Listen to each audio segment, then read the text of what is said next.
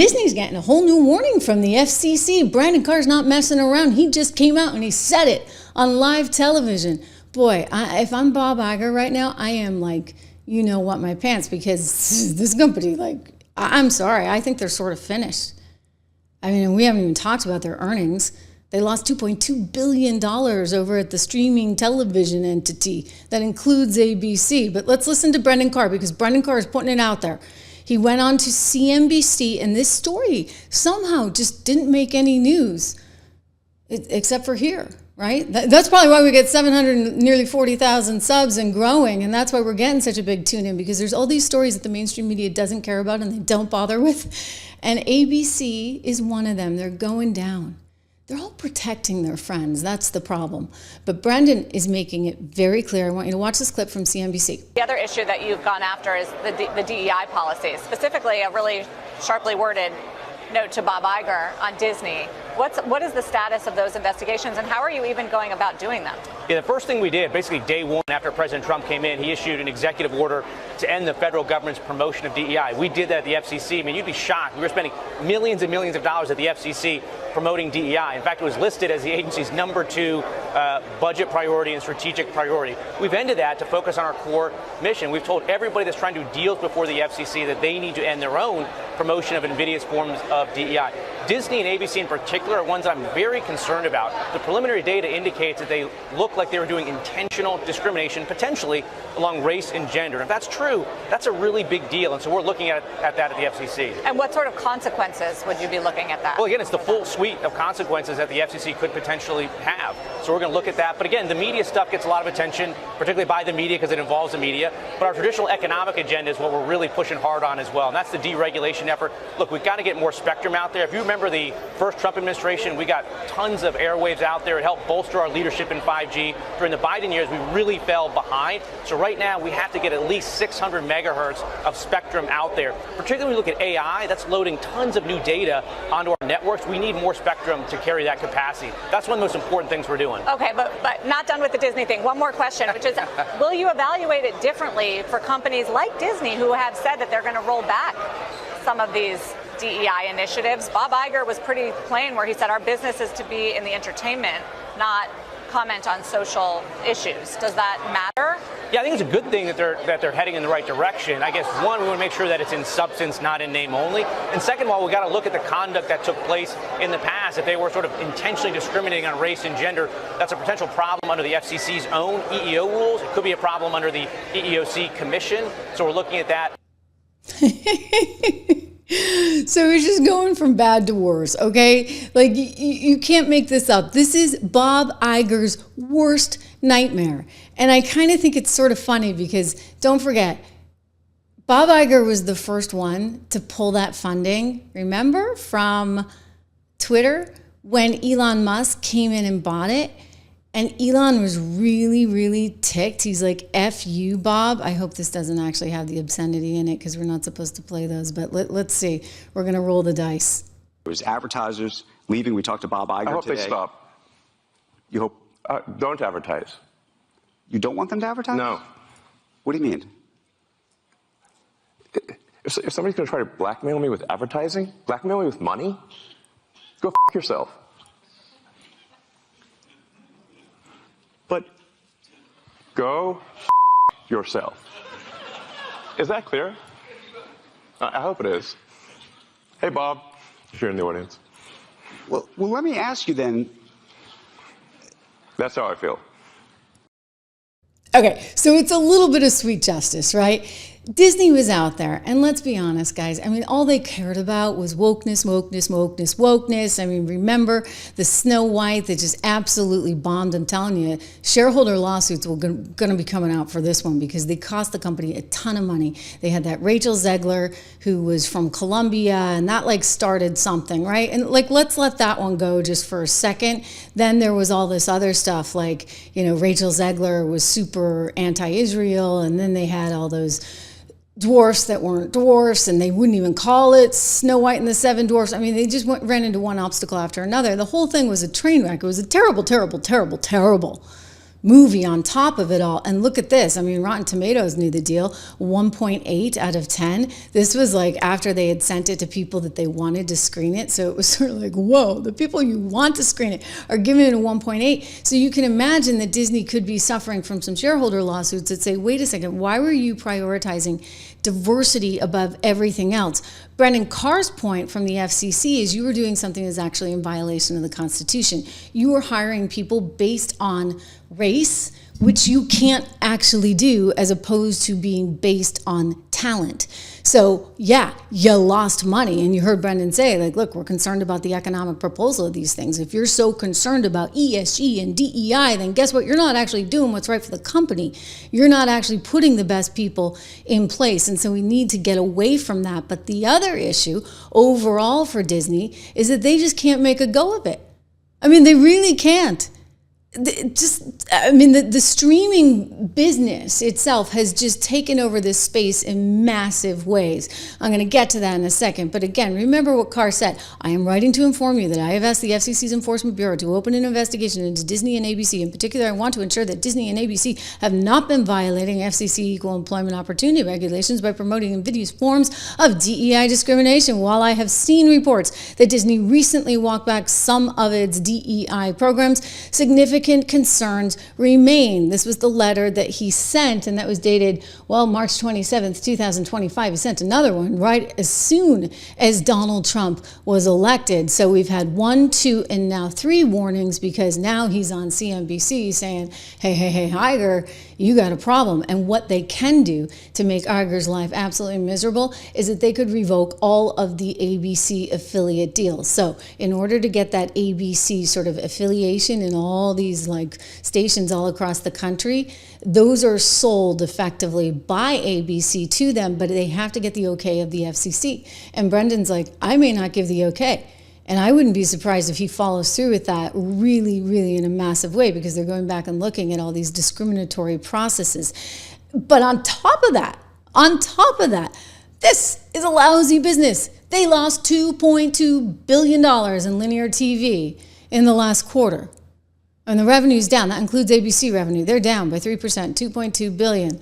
I mean, unbelievable. Operating income, however, that rose, went up to $625 million. So what it tells you, they're cutting costs. They're making something out of nothing. Like, their business is declining, and they're just cutting costs so that they can still eke out a profit there.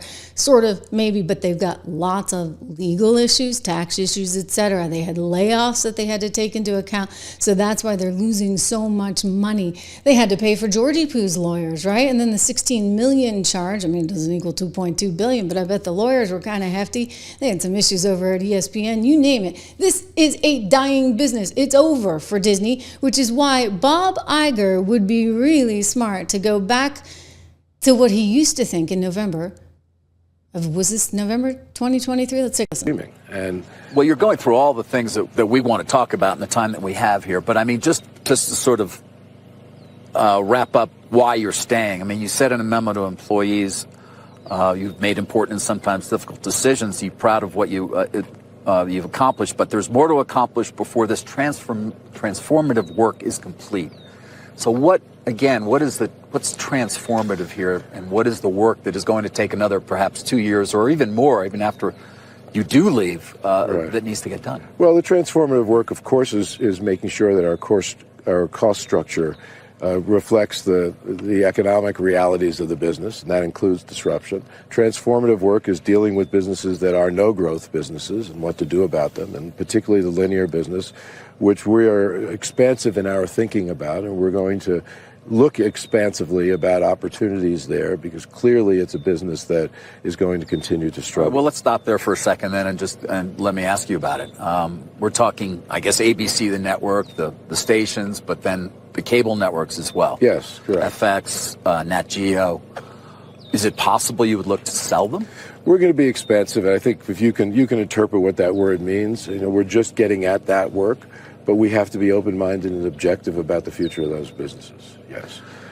Meaning that they're not core to Disney?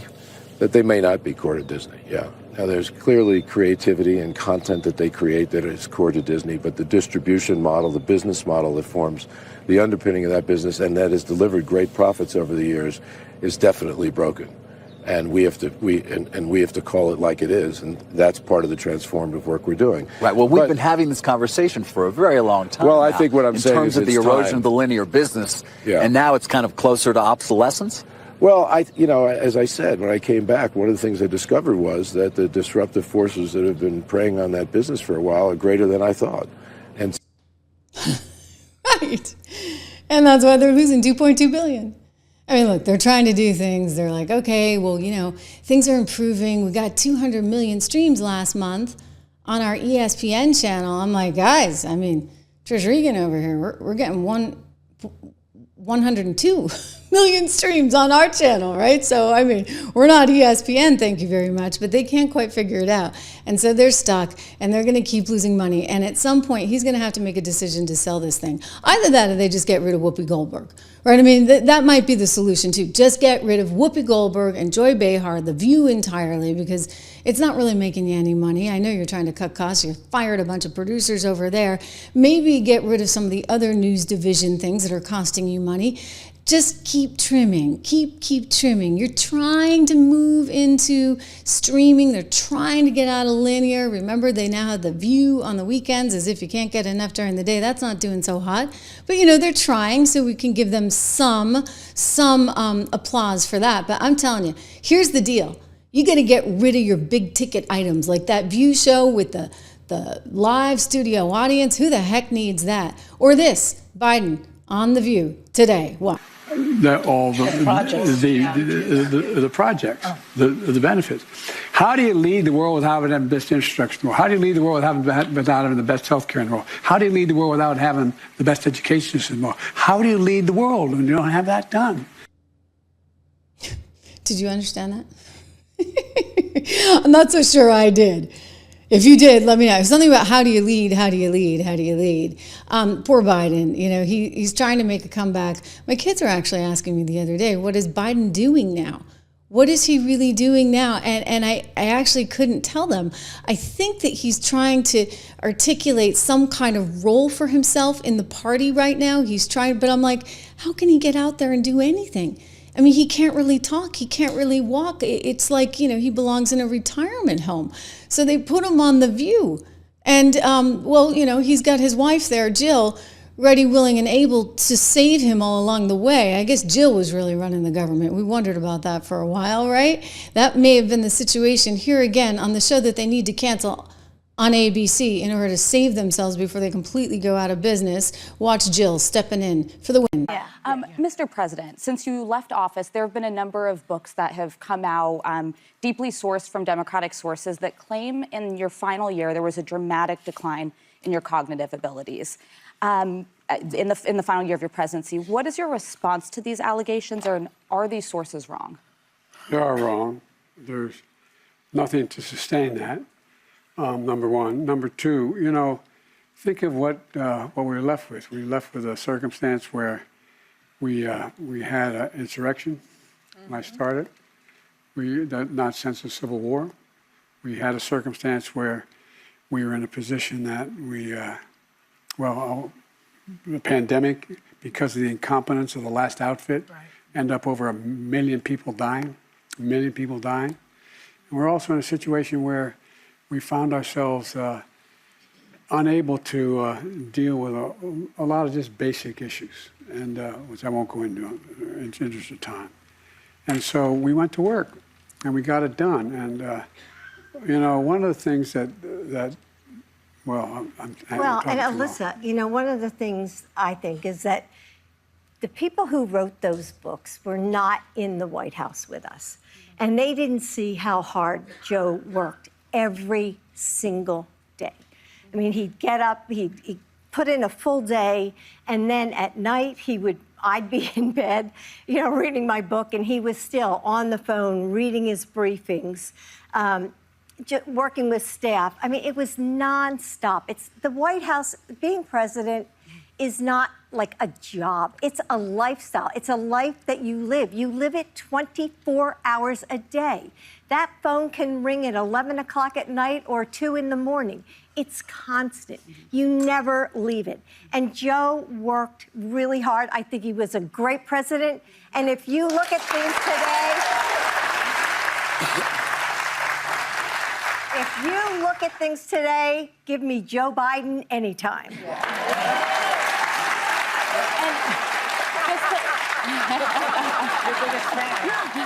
That's worth the invitation to come to the show. It was kind of a disaster. I mean, like, I can't imagine if we had had 4 years of that. Can you imagine 4 years, 4 more years? I mean, I don't think he would have made it. We would have wanted to put Kamala. Maybe that was the goal, right? Kamala as the president of the United States. He did talk about her and the reasons why she lost. Let's listen in. But then election night came, and it was like 2016 all over again. Yeah. So why do you think the vice president lost, and were you surprised? I wasn't surprised, not because I didn't think the vice president was the most qualified person to be president. She is. She's qualified to be president of the United States of America. Right. But I was surprised. I wasn't surprised because they went the route of the sexist route, the whole route. I mean, this is a woman. She's this. She's that. I mean, it really. I've never seen quite as successful and a consistent campaign undercutting the notion that a woman couldn't lead the country, and a woman of mixed race. Yeah. And they played that to a fairly well. In addition to that, one of the things happened, if you notice, and I'm going to be shorter, okay? I promise. Okay. She said, "Don't be Joe Biden. Be short." I said that to him. Anyway, make a long story short, all kidding aside, think about it. Liberal democracies all across America, all across the world lost that time. Yeah. All across America. I think we underestimate the phenomenal negative impact that COVID had and the pandemic had on people, on attitudes, on optimism, on a whole range of things. So I was very disappointed, but I wasn't surprised. The only thing that surprised me is the excess to which they've gone in some of the attacks they've made. Yeah. Well, when was the last time you spoke with the vice president, and has she talked to you about what she wants to do next? Sought any advice? Maybe governor?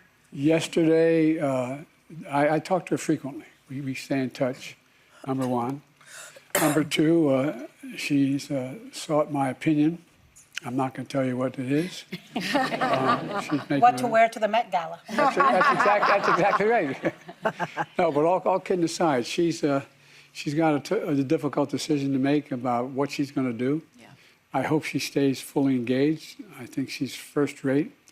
But we have a lot of really good candidates as well. So I'm optimistic. I'm not pessimistic about them. Oh, please. You hate her. You hate her. And Jill hates her even more. I mean, for goodness sakes, Jill dressed up in a giant red pantsuit when it came time to vote. You didn't want Kamala Harris to win. You thought that you could have won. And you know what, Joe? I'm going to give it to you. You might have been able to have at least a better showing than Kamala Harris, because Kamala Harris is everything that this country doesn't want because she's stupid. She was the one who went on that same show and they asked her, "Hey, would you change anything if you could change something?" And she's like, no. The borders are, no. Massive inflation, no. She had nothing, okay? She could not come up with a single thing that she would change. I mean, she was never, ever going to be able to win. What should have happened, I'm sorry, is that they should have exited Biden, stage left that he is, a long time ago. And they should have had a fair, open primary and actually found somebody that could come in and inject new blood and new energy, but it was never going to be Kamala Harris. You know what? And it's never going to be Kamala Harris. She's game over. They can sit there all they want going on about AOC, too, on Morning Joe. I'll take her any day because you know what? We win when they put up the AOCs of the world and the Kamala Harrises of the world. We win that all day long. But I digress. There's an FCC warning going on at Disney.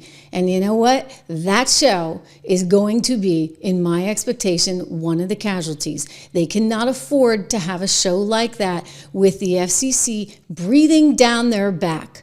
No. And they can't have all these, DEI mandates where you have this many people on the graphics design department and this many people in the lighting department. And, oh, we need to have a black Little Mermaid because we need a black Little Mermaid. I mean, forget about it. And I say this, by the way, as somebody who comes from the arts, who studied opera. And in opera, it never mattered. It was like, as long as you could sing, that's kind of, hey, look, they suspend disbelief like all the time. When you have a 300-pound woman dying of consumption on stage,